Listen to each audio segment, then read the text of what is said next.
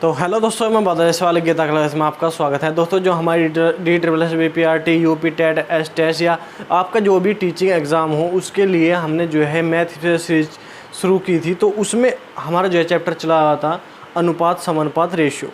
तो रेशियो का ये चैप्टर है और इसका जो है ये लास्ट टॉपिक है। रेशियो के चैप्टर का लास्ट टॉपिक है और इम्पोर्टेंट टॉपिक है। आप देखोगे कि बहुत सारे आपको जो है क्वेश्चन ऐसे देखने को मिलेंगे इसमें कि जो कि बहुत ज़्यादातर जो है एग्ज़ाम में पूछने को देखने को मिलते हैं। तो देखते हैं हम आज के हमारे क्वेश्चन क्या है। क्वेश्चन बहुत ही इंपॉर्टेंट होने वाले हैं, तो आपको जो है इसको जो है वीडियो को देखना है और उसका रिविज़न करना है। क्वेश्चन नंबर 26 है हमारा। 1470 रुपये को ए और बी और सी में इस प्रकार वितरित किया गया कि प्रत्येक के भाग में से 50 कम कर देने पर इसके भागों का अनुपात 1:3:2 रह जाता है। सी द्वारा प्राप्त किया गया धन कितना है? क्या क्या आगा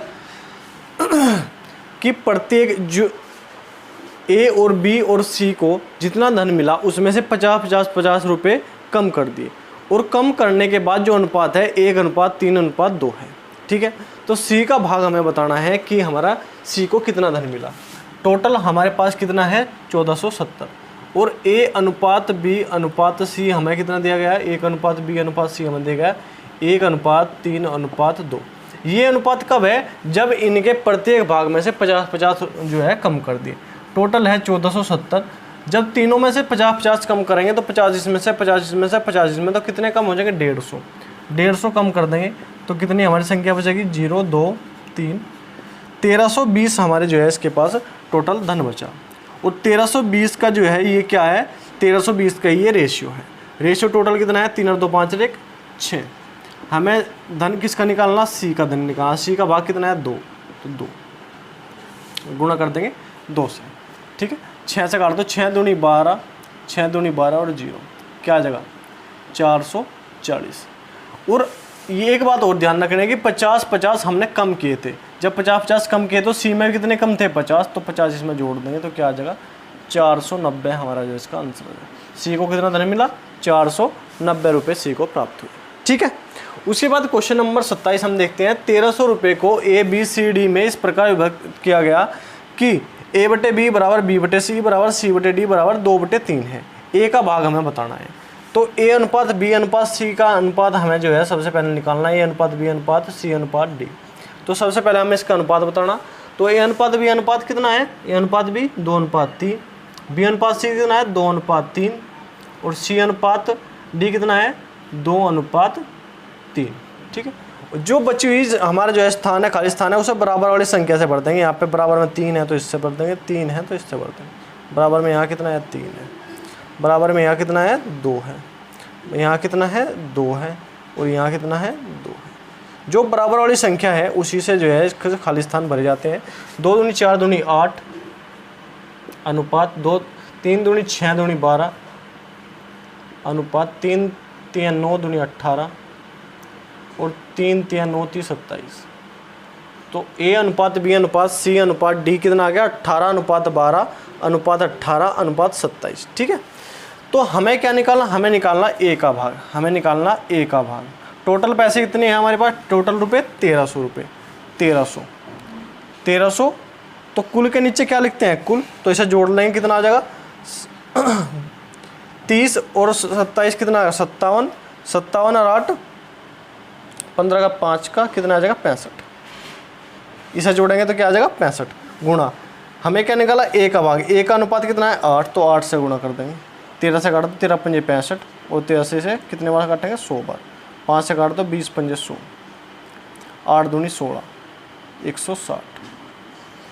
तो कितना आ गया A का भाग कितना है 160 रुपये। देखो ये अनुपात बनाना ही मेन है। जब अनुपात हम बना देते हैं तो उसके बाद हमारा जो है क्वेश्चन सिंपल हो जाता है। तो A अनुपात B अनुपात C अनुपात D जो हमें निकालना है, प्रत्येक का अनुपात दिया गया 2:3। 2:3 लिखने के बाद उसके बाद जो हमारी जो बची हुई संख्या है, बचे हुए खाली स्थान है, बचे हुई जहाँ पे अनुपात नहीं लिखा है वहाँ पे बराबर वाली संख्या से उसका स्थान जो है हम भर देंगे। ठीक है, उसके बाद क्वेश्चन नंबर 28 हमारा दो संख्याएं 3:4 के अनुपात में इन संख्याओं के एलसीएम तथा एचसीएफ का गुणनफल 10,800 है। इन संख्याओं का योग कितना है? अब देखो अगर किसी भी संख्या, आपने देखा होगा कि लैसे मैसे के चैप्टर में आपने सुना होगा कि पहली संख्या गुणा दूसरी संख्या बराबर लैसे गुणा मैसे। अगर किसी संख्या का हम लैसे मैसे निकालते हैं तो उसकी गुणा जो है उन संख्याओं की गुणा के बराबर होती है, ठीक है। तो इसी प्रकार जो है लैसे और एलसीएम और एचसीएफ का गुणनफल हमें दिया गया 10,800। तो इन संख्याओं का अनुपात जो हमें दिया गया है, इन संख्याओं को भी हम गुणा कर देंगे। यहाँ पे क्या मानेंगे, 3x गुणा 4x बराबर क्या है 10,800, ठीक है। 4 ते 12, 12x स्क्वायर बराबर क्या है 10,800। 12 से काट दो, 12 अट्ठे 96, 12 नम्मा 108, 900। एक्स स्क्वायर बराबर क्या आ जाएगा, एक्स स्क्वायर बराबर 900। तो x बराबर क्या आ जाएगा, x बराबर 30। तो x का मान हमारे पास क्या है 30। इन संख्याओं का योग हमसे पूछा, योग। तो 30 का हमें सबसे पहले हमें संख्या निकालनी। पहली संख्या कितनी हो जाएगी, 3x है, पहली संख्या है 3x। तो 3 गुणा 30 बराबर क्या आ जाएगा 90। दूसरी संख्या क्या है 4x।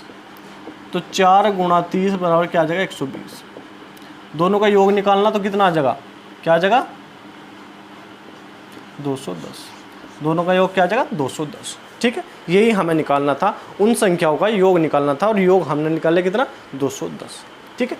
तो सबसे पहले हमें जो है एलसीएम और एचसीएफ की जो हमें गुणा दी गई है, एलसीएम एचसीएफ लैसे मैसे का जो हमें गुणा दी गई है, उसे संख्या के अनुपात से गुणा अगर करेंगे हम, संख्या का अनुपात से गुणा कैसे करेंगे, यहाँ पे जो है पूरी संख्या नहीं है तो इसके लिए इनके साथ क्या मानना पड़ेगा, x माना। 3x संख्या मान ली हमने, एक संख्या 3x, एक संख्या 4x।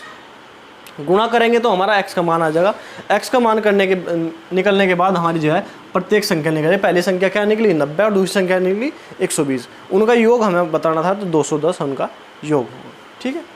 अब क्वेश्चन नंबर 29 है हमारा, 1050 रुपये को P, Q और में इस प्रकार वितरित किया गया कि P का भाग Q तथा R के कुल भाग का 2/5 है। P का भाग कितना है, देखो जहाँ भी का है, का 2/5, तो 2/5 से पहले कौन सी संख्या है, ये Q और R, और बची हुई संख्या क्या लिखेंगे P। तो P अनुपात Q अनुपात R। तो देखो ये 5 है, इनका Q तथा R, मतलब Q और R का जो है भाग कितना आ गया, ये Q R का भाग कितना आ गया 5, और बचा हुआ संख्या किसकी आ गई P की, कितनी बची 2। तो 2:5 इस प्रकार जो है इसमें वितरित हो गया। अब टोटल संख्या हमारे पास, टोटल पैसे कितने हैं 1050। तो कुल के नीचे कुल लिखेंगे, 5 और 2 7। तो 7 जो है टोटल जो है इनका अनुपात है। हमें निकालना P का भाग, तो P का अनुपात कितना है 2। 7 एकम 7, 7 पंजे 35, 0। तो क्या आ जाएगा 150 दूनी 300। तो P का भाग कितना आ गया 300। P का भाग कितना आ गया 300। देखो इस लैंग्वेज को समझो। P का भाग Q तथा R के कुल भाग का 2/5, और का के बाद क्या है भिन्न में संख्या है 2/5। तो इसमें हर वाली जो संख्या होती है, हर वाली संख्या वो मानी जाती है जो हमें जो है का से पहले जो सबसे पहले देखते हैं वो संख्या होती है, क्या है Q तथा R। तो Q और R का टोटल अनुपात क्या है 5, और P का अनुपात क्या हो जाएगा 2। तो इस प्रकार हमने 2:5 के रूप में इसे लिख लिया, ठीक है। तो P का भाग हमें निकालना, P का भाग क्या हो जाएगा 300, ठीक है। नोट करो आपको, फिर एक और क्वेश्चन होगा। क्वेश्चन नंबर 30 है हमारे पास, हरिया के पास कुछ गायें एवं मुर्गे हैं। यदि कुल सिरों की संख्या 48 और पैरों की संख्या 140 हो तो उसके पास मुर्गे कितने हैं। ये जो है अनुपात समानुपात या रेशियो का जो हमारा चैप्टर है, इसका मोस्ट इम्पोर्टेंट क्वेश्चन है। गायें कितनी हैं, मुर्गे कितने हैं, कौन सा की संख्या कितनी है, कितने पैर कितने सिर, मोस्ट इम्पोर्टेंट क्वेश्चन इसे बोल सकते हैं। बहुत बार जो है एक एग्ज़ाम में पूछा गया है। आप जो है कोई भी आप जो है एग्ज़ाम का उठा के देख लो, कोई भी एग्ज़ाम का जो है क्वेश्चन उठा के देख लो, जहाँ भी समानुपात अनुपात से चैप्टर के जो है क्वेश्चन देखने को मिलेंगे, तो ये क्वेश्चन आपको रखा मिलेगा, ठीक है। तो देखते हैं हम इसको जो है, इसका आसान तरीका क्या है। अब देखो हमारे पास क्या है, हरिया के पास क्या है, गायें हैं और मुर्गे हैं। तो गाय के कितने पैर होते हैं, गाय के पैर होते हैं कितने 4, और मुर्गे के कितने होते हैं, मुर्गे के पैर होते हैं कितने 2। तो 1-2 डाटा हमारे पास ये आ गया 4 और 2। उसने कहा कि कुल सिरों की संख्या कितनी बताई, कुल सिरों की संख्या कितनी बताई 48, और पैरों की संख्या टोटल कितनी बताई, पैरों की संख्या टोटल बताई 140। तो बड़ी संख्या इनमें से कौन सी है, ये है ना 140 और 48, ये बड़ी है, ये छोटी संख्या है। तो सबसे पहले क्या करना है, जो बड़ी संख्या हमारे पास है उसमें से बड़ी में से छोटी घटा देनी है, बड़ी में से। तो 140 माइनस क्या कर देंगे, 140 माइनस 48, ठीक है, बटे जो छोटी संख्या है उसमें से बड़ी में से छोटी घटा देनी है, 4 माइनस 2, ठीक है। हमें क्या निकालने, हमें निकालने मुर्गे, मुर्गे निकालने। तो मुर्गे से भी दूसरा कौन सा है, गाय। तो गाय के पैरों से ऊपर गुणा कर देनी है, गाय के पैरों से। मुर्गे निकालने तो गाय के पैरों से गुणा कर देंगे, और गाय निकालनी तो मुर्गे के पैरों से गुणा कर देंगे, ठीक है। अब हमें निकालने मुर्गे, तो गाय के कितने पैर है, 4, तो 4 के गाय के पैरों से ऊपर गुणा कर देंगे, ठीक है, ऊपर ऐसे डायरेक्ट गुणा कर देंगे। अब गुणा करेंगे 140 माइनस 4 8 32 का 2 का ऐसे लगे 3, 4 चौक 16, 16 और 3 19, 192। और हमेशा ये ध्यान रखना कि जो हमारे जो है जो घटाई जाएगी संख्या वो एक बड़े में से छोटी घटाई जाएगी, बड़े में से छोटी। ये नहीं करना कि माइनस में निकालना, नहीं। 192 में से 140 जाएंगे तो कितना बचेगा, 52, 52 और बटे में क्या 2, तो क्या आ जाएगा 26। 26 कितने क्या थे, मुर्गे, मुर्गों की संख्या क्या है 26। सिंपल निकल गया बिल्कुल। करना क्या है, बिल्कुल सिंपल। कोई भी ऐसा क्वेश्चन हो आपको कोई घबराने की जरूरत नहीं है। जो बड़ी संख्या है, सिरों की संख्या 48 दी गई, पैरों की संख्या 140 दी गई, मुर्गे के पैर, गाय के पैर 4, मुर्गे के पैर 2, ये छोटी संख्या है, ये बड़ी संख्या है। जो बड़ी संख्या है उन्हें ऊपर लिखना है, बड़ी संख्या में छोटी संख्या घटा के ऊपर लिख देंगे, बटे छोटी नीचे जो है जो छोटी संख्या है उसमें से बड़ी संख्या में छोटी घटा के नीचे लिख देंगे, ठीक है।